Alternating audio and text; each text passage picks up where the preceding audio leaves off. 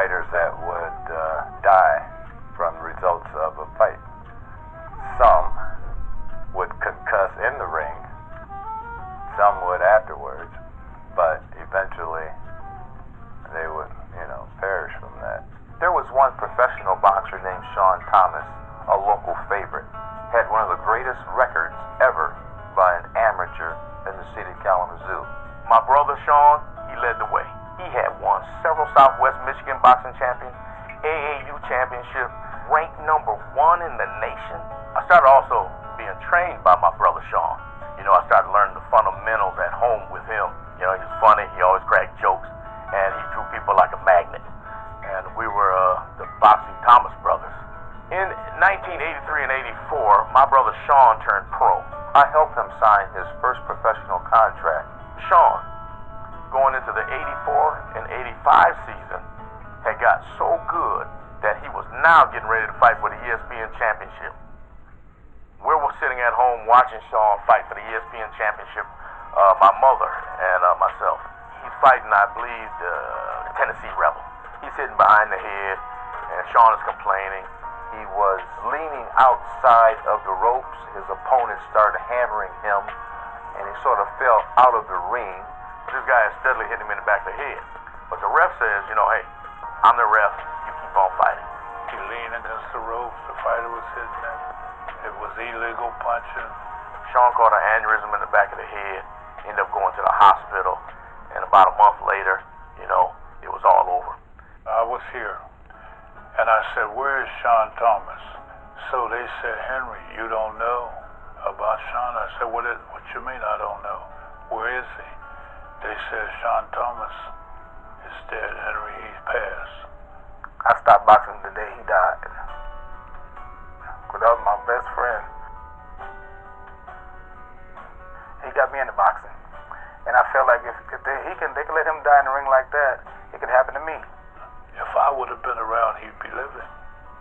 Because the minute that he said he couldn't see, or his head snapped back several times because the referee is not doing his job, I would have stopped the fight. You don't have to get the referee. Just go up the steps, and when you go up the steps and you're on the apron of the ring, the fight is over. It would have been over. Over, you see. My mother literally drove me out of boxing. She'd be staring at you while you're training, you know what I mean?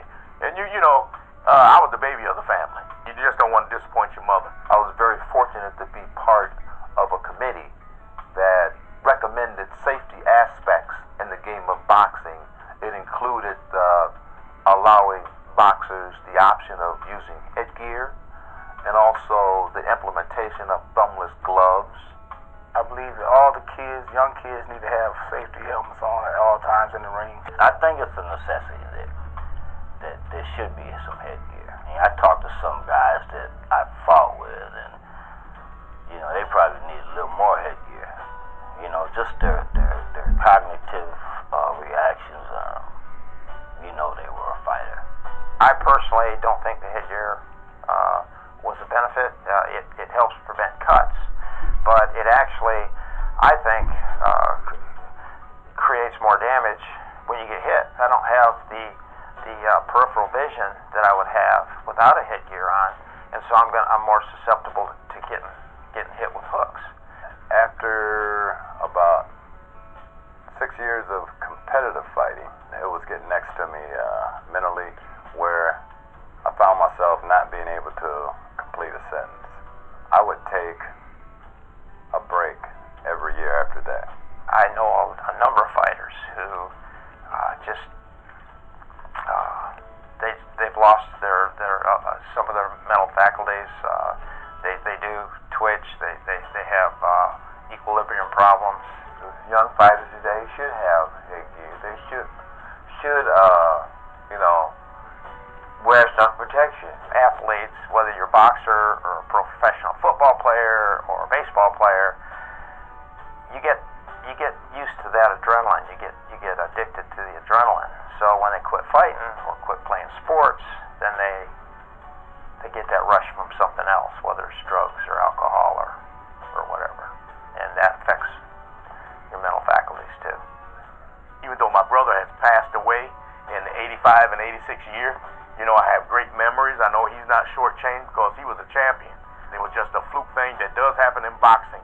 People can get critically hurt, you know, and you got to know that. Back then, we did not wear headgear. Back then, we didn't wear a shirt. One thing I want to say about boxing, it's a lot safer now.